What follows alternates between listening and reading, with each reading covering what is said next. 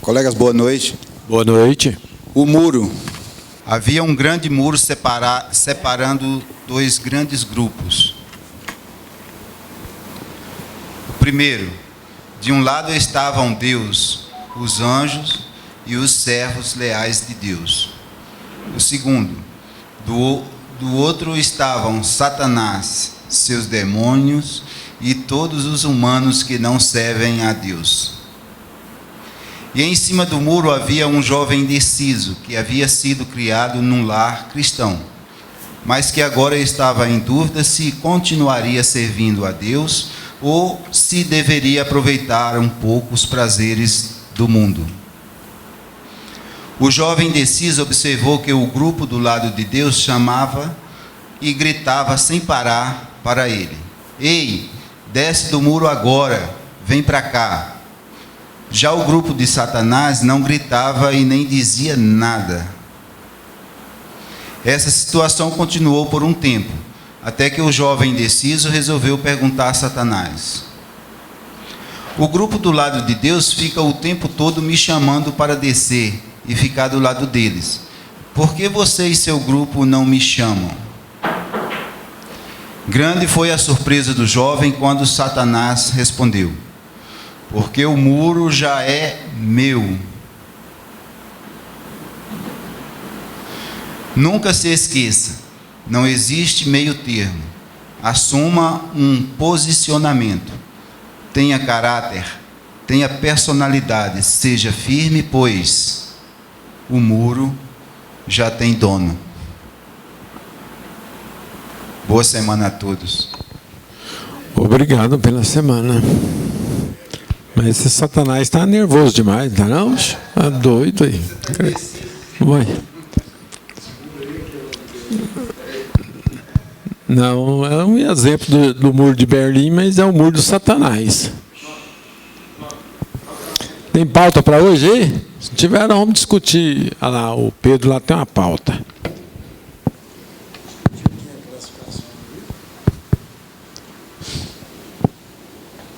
Olha as pautas. Boa noite, né? Boa noite, Pedro.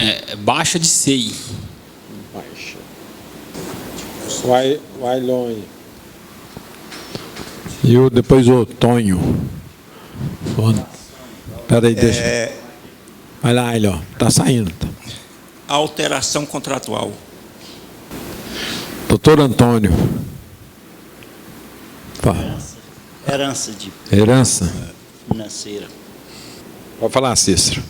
Aproveitar então, deixa eu colocar a pauta aí. Eu pesquisei, a prefeitura está mudando o site de novo, né? Você entra lá, está tudo diferente de novo. E eu não achei aonde emite a guia de publicidade, que antigamente era a AMA, né? Aqueles painéis. Não achei onde emite aquela guia lá no site. Tem que ir lá pessoalmente para ver isso, ver se alguém sabe. Sociedade unipessoal. Vamos ver com o Pedro, então. Vamos começar a baixa de SEI. SEI de construtora, né? Correto. Alguém já fez alguma baixa de SEI recentemente? Ou tem alguma experiência? Passou por esse trauma aí?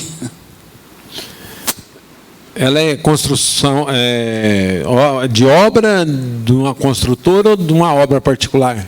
Obra da construtora, né? De uma construtora. A construtora abriu a SEI, né? E a gente precisa providenciar a baixa, porque concluiu a obra tudinho, né? Mas só que a empreitada, é só pagar a última edição quando apresentar a SEI baixada. Ela não paga, né, pela CND, não? Não.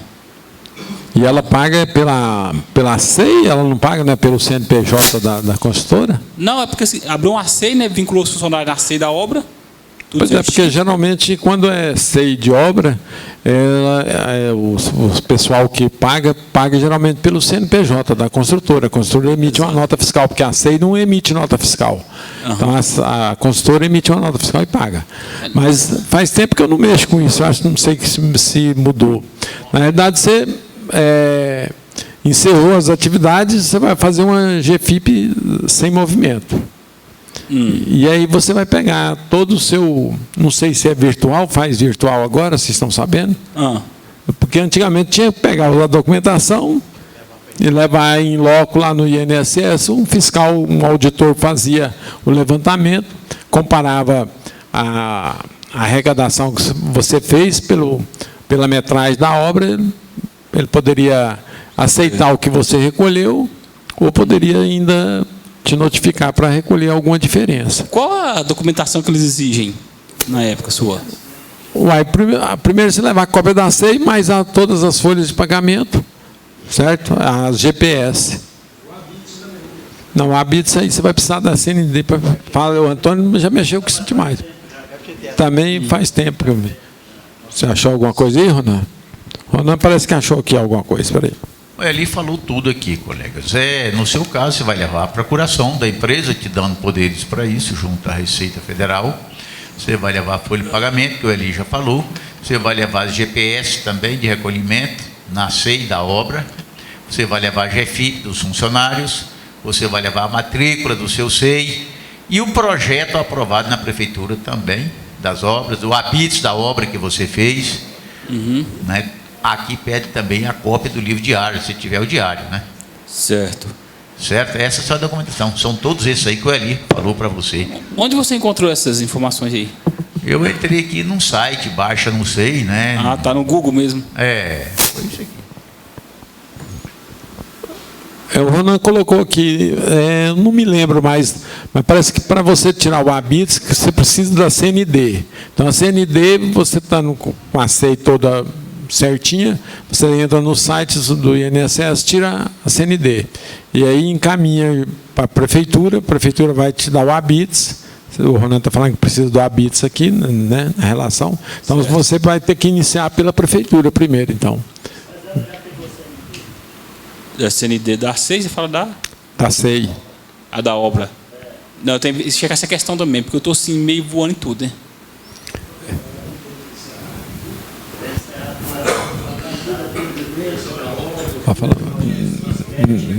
Deixa o Ronan colocar aqui. Quem quiser falar, eu levo o microfone para vocês. Só mais um detalhe também, que eu fui noticiado que a partir do dia 1 de novembro, a Receita Federal não estaria mais atendendo lá, nem pessoa física, nem jurídica, somente só online, né? Só no site.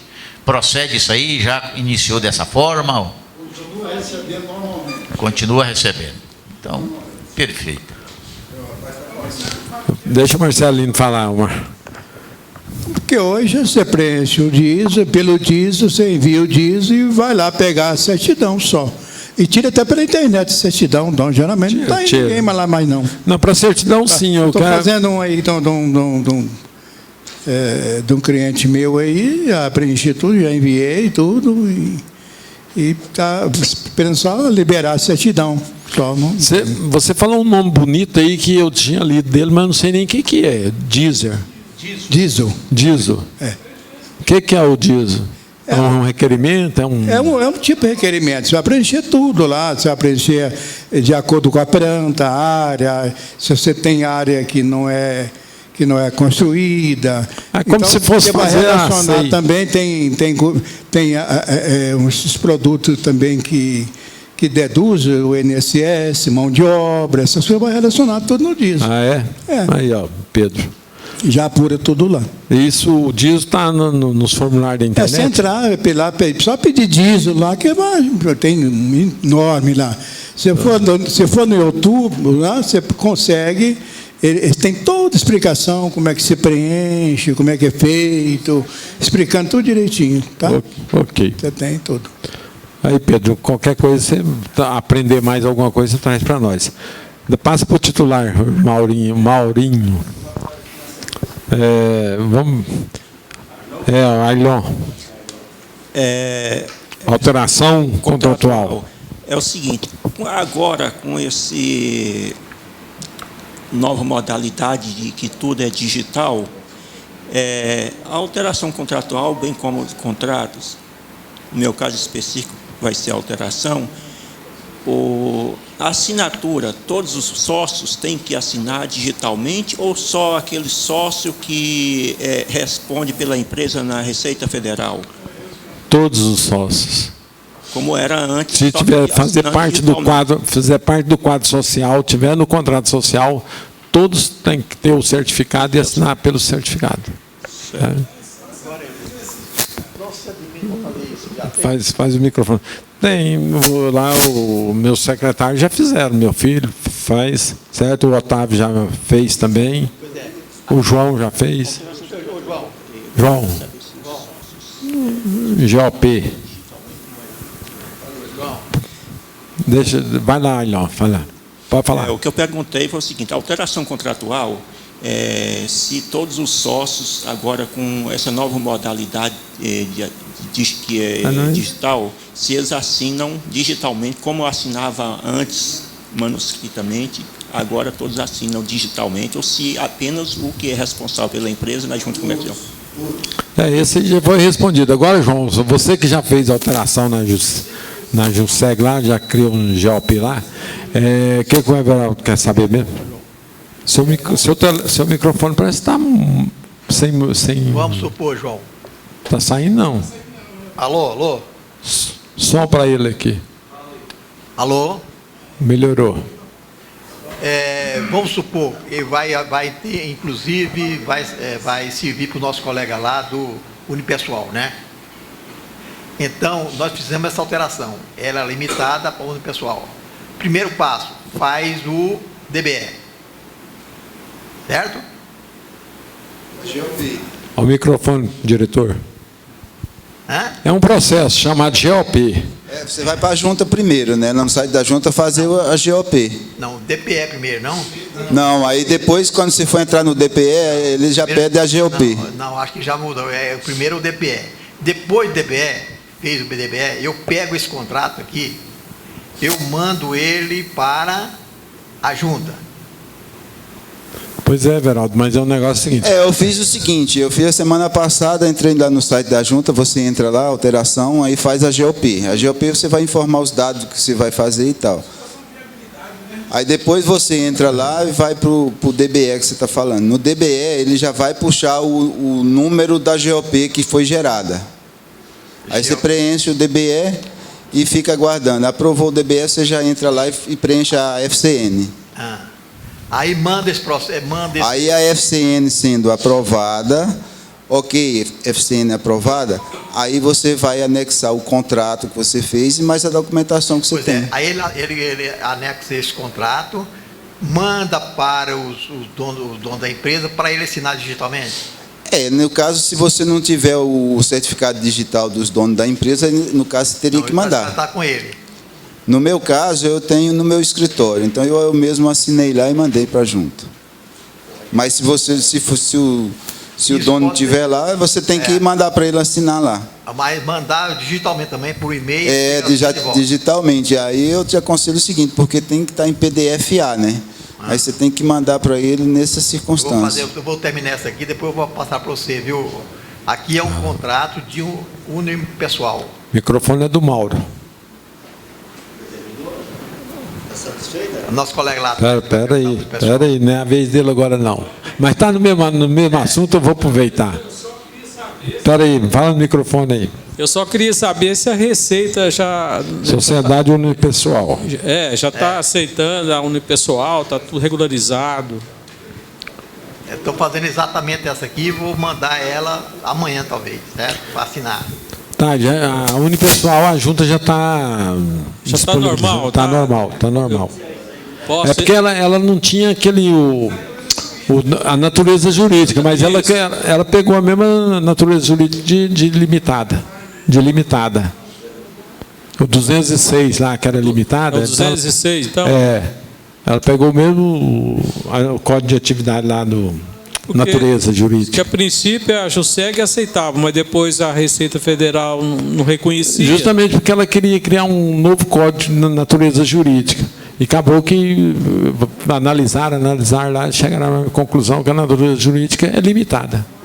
Que ela leva limitada. Segundo o Otávio me falou, e meu filho também fez, disse que é o 206. Tem uma natureza diferente, mas a Eireli não fala limitada, a Eireli é Eireli. E a outra limitada sociedade limitada, e a outra é unipessoal limitada. Já tem 2 opções. A matou dele. Tá. Vamos ver aqui com o Antônio, então. Vamos falar de herança. Isso é bom, viu? Reparte um pouquinho comigo aí. A mãe morreu e deixou o dinheiro no banco. E o filho já recebeu, ITCM. Só tem que pagar o Estado, né? Deixa o meu jurídico falar aqui sobre herança, que ele é professor nisso aqui. Mãe morreu, filho ficou com dinheiro. O banco já transferiu. Isso devia ser, pela sua colocação, deveria ter uma previdência privada. Deve ser, para transferir diretamente para o filho, sem tributação. Caso contrário, teria que submeter o inventário. O banco não teria pago para o filho se previamente o espólio, né, no caso a falecida, não tivesse já com um procedimento prévio lá no banco. E isso quase sempre acontece no caso de previdência privada. O VGBL, quando se faz VGBL, nomeia-se lá o beneficiário daquele rendimento. Com o falecimento, vai direto para aquele beneficiário. Aí, livre, inclusive, não tem que pagar imposto, certo? Se for então, privado. essa informação, se foi um VGBL. Agora, se o dinheiro estava no banco, na poupança, e ela faleceu, o banco não pagou diretamente para o filho, aí dependia de fazer o inventário. Não, eu vou procurar, porque ele já pagou, transferiu. Não, então se já transferiu, esse dinheiro já deveria estar em alguma aplicação, inclusive podendo ser até o VGBL. Aí já transfere-se automaticamente para ele. Aí não tem tributação de Estado. Certo? Só tem se for da poupança. Não é questão de ser na poupança. Se for qualquer uma outra aplicação financeira que se não transfere diretamente, aí submete seu inventário. Pode ser poupança, pode ser o LCA, pode ser o LCI, qualquer uma outra aplicação, qualquer um fundo. Aí teria que fazer o inventário. Para o filho, então, é só um herdeiro?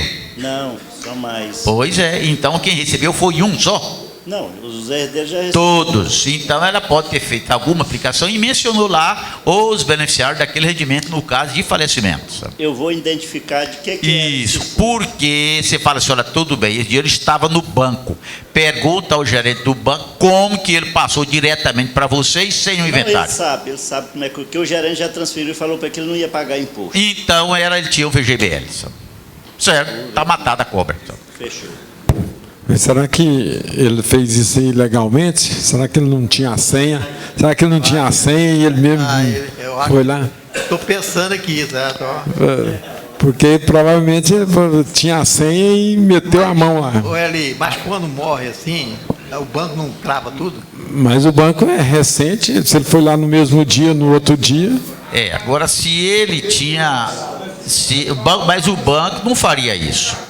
Certo? Aí, se houve isso, que foi colocado, que tinha senha, aí já tem uma fraude. Aí é complicado. Ele me confessou hoje que o banco transferiu para ele e não pagou nada. VGBL. O banco falou para ele que ele não ia pagar imposto para o Estado. Isso, então o espólio, né?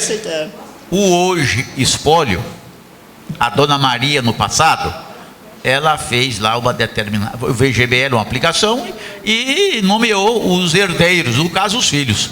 Morreu, foi direto para eles. Aí não tem tributação. Quando já tem os herdeiros especificados, aí já vai direto. Né? Exatamente. Acho que vai embora. Vamos ver com o Cícero aqui se nós conseguimos ajudá-lo aqui. Emitir guia da AMA. Tem alguém já emitiu aí aquela... Sem ser presencial, né? Pelo site. Tem algum caminho lá disponível que eu não consegui achar. Porque, geralmente, você não conseguiu achar o caminho lá que emite os do ano lá, não? Não, tem, mas só ISS, QN... porque ele não requereu a AMA, ele já tem taxa da AMA anterior? Tem. Uai... Porque geralmente... Talvez, então vai estar disponibilizado só a partir de janeiro, então. Porque a taxa ela é anual, né? A 19 já foi paga, então já queria... Então se é 19, porque a 19 você tem que pagar em janeiro, agora só em 2020. Então ela vai estar disponível a partir de janeiro, então. É porque ela é anual. Uma vez você fez o alvará da AMA, ela já fica disponibilizada naquele site lá. No mesmo site, porque na AMA não tem um site da AMA, igual tem... mas no mês de janeiro lá sai... O mesmo site que imprime a taxa de licença do alvará, né? Então, e antigamente, mais atrás, expedia até o sanitário, né? Só que o sanitário agora ficou enjoado demais. Então é por isso, porque esperar virar o ano, então ela vai estar lá junto com a taxa de licença anual. Você recolher em janeiro. Ok? Está ótimo. Não, então tá bom. Estou querendo mais um assunto aí para nós discutir. Quem tem um assunto aí? Domingos lá, vamos ver. O Goiás disse que queria só classificar, sair do rebaixamento. Aí agora virou giral de pancada. Boa noite a todos. Boa noite. É o seguinte, eu estou com um caso de um produtor rural, ele arrendou uma propriedade e ele vai produzir frutas e comercializar. E ele me procurou com a intenção de constituir um microempreendedor, mas tem a preocupação também de continuar na qualidade de produtor rural. Se é possível ele ser micro e não sair da qualidade de produtor rural, de trabalhador rural. Eu vou opinar aqui, depois o Ronan está pesquisando aqui, ele fala. Eu acho o seguinte, que o produtor rural, vamos por parte, ele arrendou 100% da fazenda? Parte da fazenda, parte. Só parte. Pois é, mas dessa parte que ele arrendou 100% dessa parte. Perfeitamente. Tá. Então, eu acho que o produtor rural, ainda mais pequeno, ele tem mais vantagem como produtor rural do que como MEI. Porque ele vai tirar uma SEI, pode registrar funcionário se ele quiser, ele vai pagar o imposto no anexo rural, só sobre 20%, se ele quiser contabilizar as despesas ficar acima de 80%, ele vai pagar pelo sistema despesa-receita. Mas caso ele despesa-receita ele não tiver comprovante, ele pode pagar o imposto sobre 20% do lucro, da receita, aliás, né? Baseado na tabela progressiva. Eu não sei se um MEI aí eu acredito que um MEI rural eu ainda não vi. MEI rural não sei se tem. Ele vai ficar limitado aos 81 mil anual, né? E sendo como e pode ter só um funcionário também, né? Perfeito. Isso na quantidade atividade de produtor rural.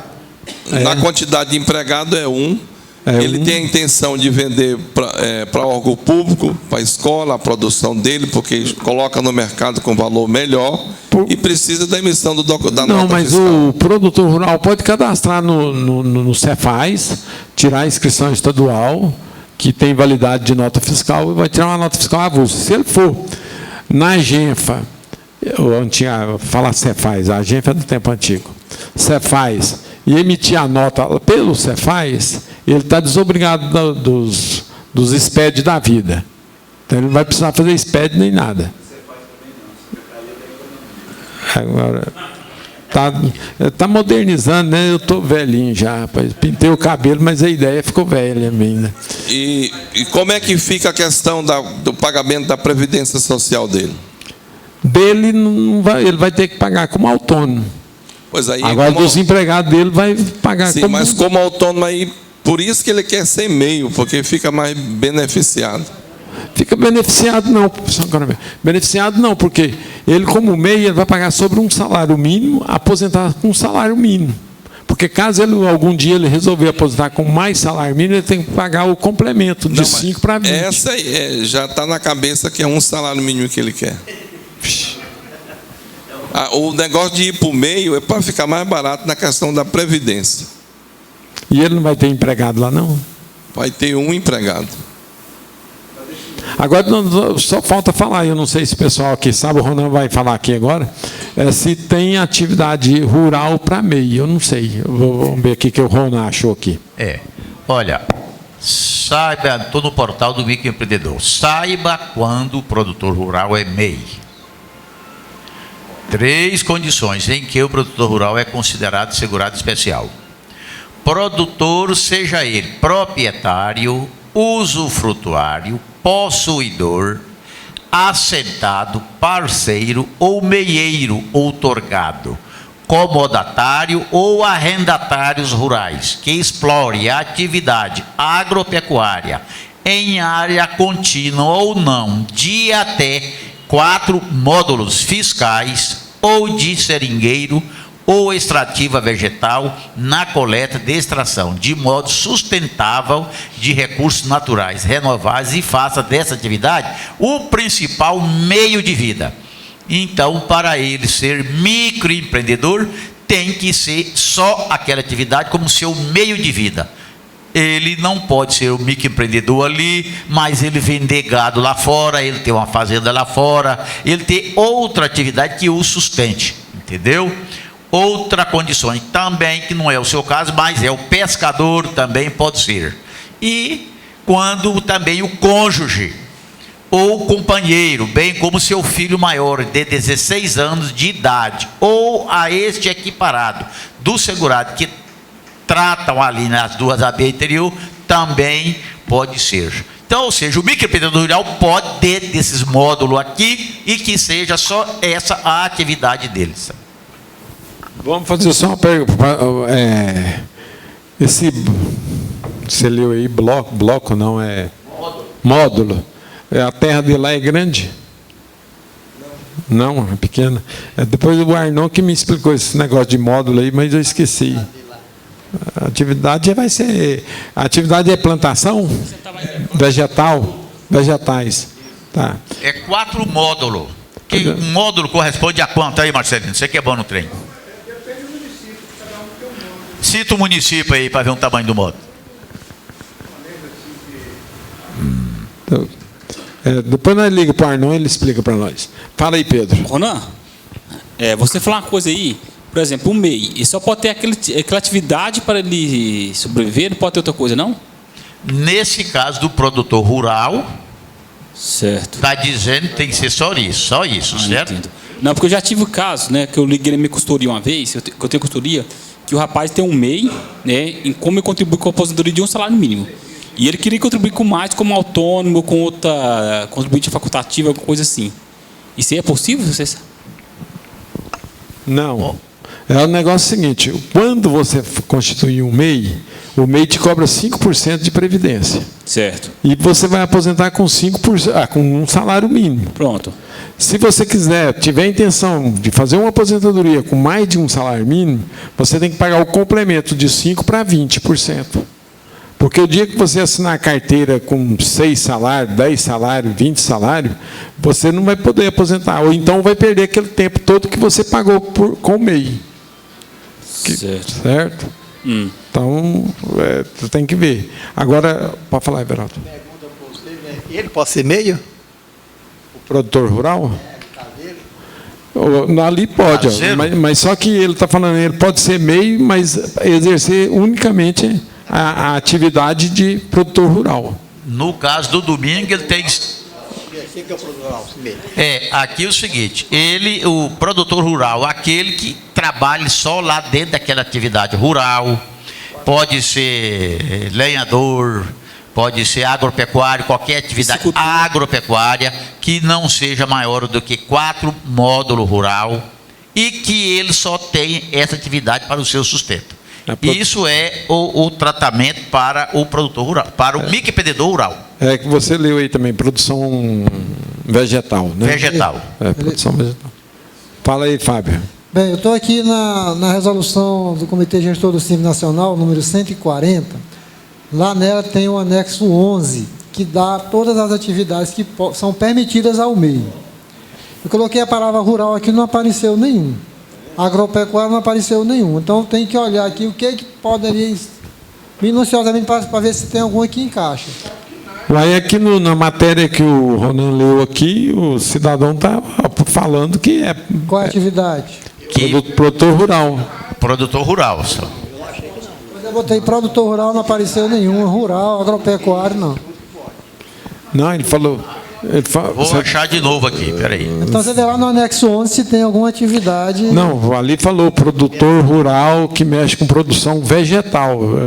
A plantação é tudo vegetal. É frutas. Né? Não, olhar de novo. Ele falou, produtor rural, produção vegetal. É isso aí. Alguém quer comentar alguma coisa aí do MEI? Agora eu acho, viu, Pedro, você comentou, parece que o MEI não pode exercer outra atividade, não pode? Ele pode ser empregado e pode ser MEI? Eu acho que não. Pode, Fábio? Contribuir como autônomo, independente? Deixa eu pôr o microfone para você falar. Pega o microfone com o Pedro lá.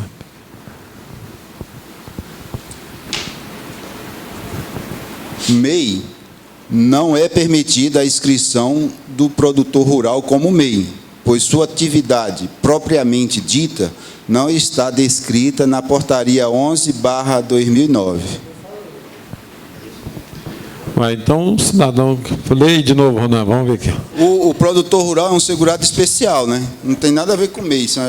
A não ser que diz aqui, ó... Vamos ver essa leitura condições, eu não sei, não estou dentro da legislação, estou no comentário aqui do portal do microempreendedor. Condições que um produtor é considerado segurado especial. Certo? Produtor, seja ele proprietário, usufrutuar, possuidor, assentado, parceiro, ou meieiro, outorgado, comodatário ou arrendatário rural, que explora a atividade agropecuária em área contínua ou não de até 4 módulos, ou de seringueiro ou extração vegetal na coleta de extração de modo sustentável de recursos naturais renováveis e faça a atividade faça a principal como meio de vida produtor rural. Agora tem que olhar dentro da legislação aí, né? Deixa o Cício dar um pitaco aqui. De repente... O que o Renan está lendo aí é bem genérico, mas só que você for constituir o MEI, ele é bem engessado. Você clica lá numa setinha, vai abrir as atividades permitidas. Se não tiver ali, não tem como você abrir o MEI. É o que eu falo, vai no anexo 11 da resolução 140. Ali tem as atividades permitidas. Você vai descendo com a setinha lá, você fica lá meia hora lendo, relendo, até você achar uma que encaixa. Esses dias mesmo eu perdi um cliente que era representante comercial, porque um outro contador falou que ele podia ser MEI.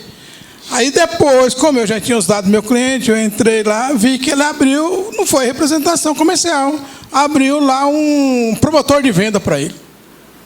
Aí falei, então, qualquer hora a Receita te pega, porque o representante comercial não enquadra como MEI. Agora você saiu porque o outro abriu o MEI para você, mas a sua atividade não é representante comercial, é promotor de venda. Você está ilegal. Você está trabalhando ilegal. Né? Então, ele pode até falar, não, é atividade rural, mas tem algum KINAI lá na lista? Se encaixar, ele pode selecionar e continuar com o MEI. Mas normalmente não encaixa. Vamos ouvir o Fábio. Como eu falei, vai na resolução 140, lá no anexo 11, tem as atividades que você pode ser do MEI. Lá eu não achei nenhuma rural. E é igual... Mas pode ter outra nomenclatura. Igual como o João também leu aqui, na instrução aí, dizendo que o produtor rural não pode ser MEI. Infelizmente, o comentário aqui dentro do portal do microempreendedor está falando. Está diferente. Esse comentário, pelo comentário, a gente entende que é permitido, mas já na legislação não é permitido. Agora, se daí eu concordo aí com o Fábio. Se a legislação não está aprovando, aí é meio arriscado. É verdade. Ronan. Oi. Eu não estou dizendo que não pode. Pode ter alguma nomenclatura lá, algum KINAI, que assemelhe-se à produção rural.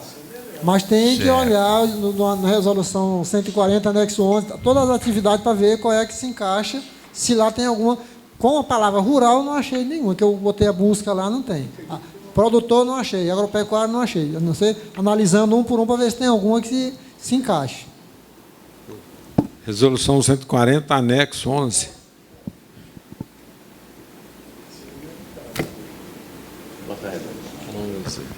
Ok. Elias. Bom, Pedro. Você está precisando de pauta? Eu posso colocar uma questão aqui para vocês? Vamos comentar lá. É o seguinte, eu peguei a contabilidade da empresa numa corretora e eu achei uma coisa esquisita lá.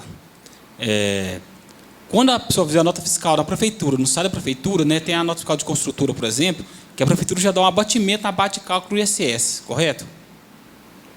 Qual que é a atividade, você falou? Não, é corretora, só para dar um exemplo para você. Corretora. Né? Aí aconteceu, a prefeitura, nessa nota fiscal, a empresa é do Simples Nacional, só que quando você gerar a nota fiscal, a prefeitura já dá um abatimento na nota fiscal, na base de cálculo do ISS. Correto? E o outro contador que fazia a contabilidade dessa empresa, ia lá no portal do Simples Nacional e informava o valor daquela base de cálculo, não informava o valor da nota cheia. Né? O meu cliente veio reclamar do imposto, que pagava 400, agora está pagando 800, né? Disse que estava errado, que a meu prazo, né? Aí nós questionamos ele, assim, tem esse valor aqui, eu vou estudar seu caso, então, que ainda tem tempo, né? Mas para mim o correto é o faturamento cheio. Na realidade, para o Simples, é o faturamento, a nota cheia. Agora, para o ISS, você vai informar um outro faturamento, né? Para o ISS. Lá no portal do PGDAS. Certo. Como diz, vamos supor que você tem 50% de desconto para o ISS. Então, vamos supor que é 2.000.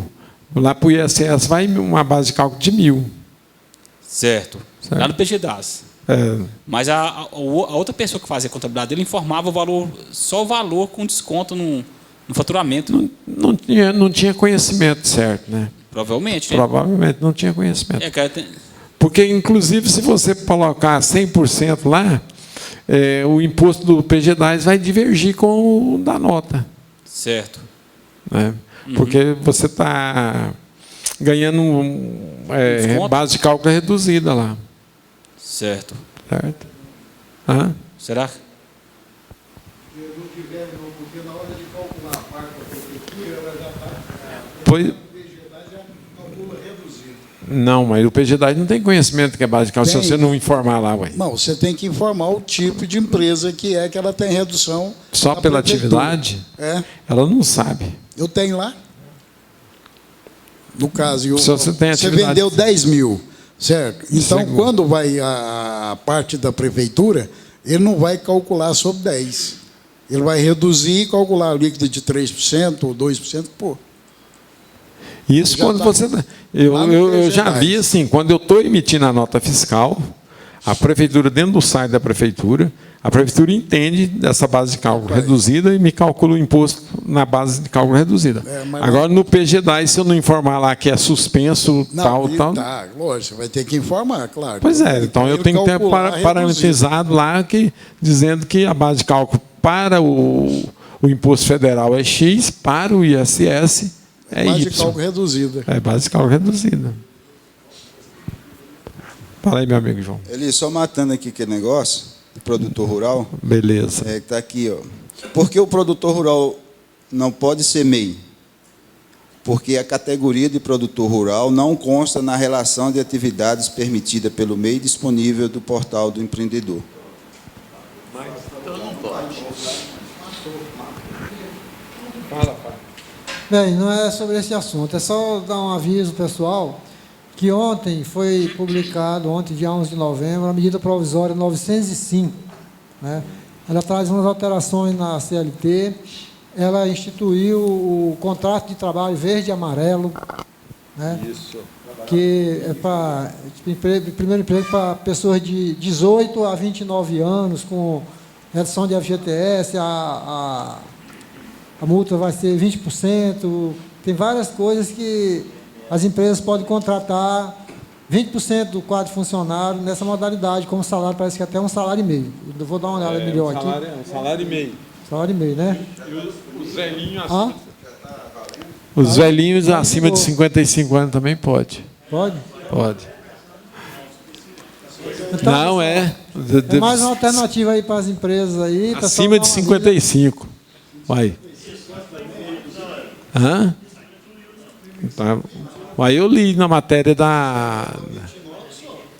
Mas está lá 55. Vê se eu acho. Acima de 55, acho que não foi, não. Foi não? Então eu vou ler depois. Eu não vou temar com vocês.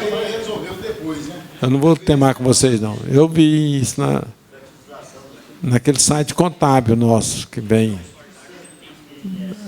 Né? Então, eu não li a medida provisória direitinho, não. Li o comentário sobre ela, tal, mas não vou discutir.